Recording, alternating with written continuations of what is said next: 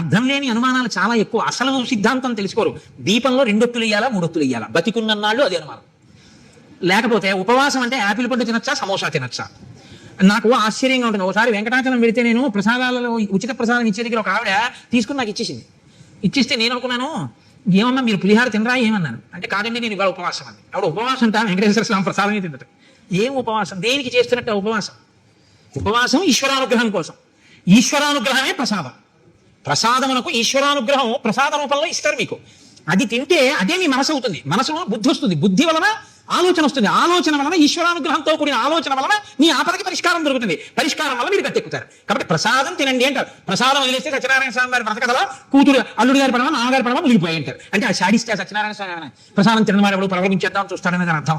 అంటే ఈశ్వరానుగ్రహాన్ని వదిలేసుకుంది కాబట్టి పడవ మునిగిపోయింది, పుచ్చుకుంది కాబట్టి లేచింది.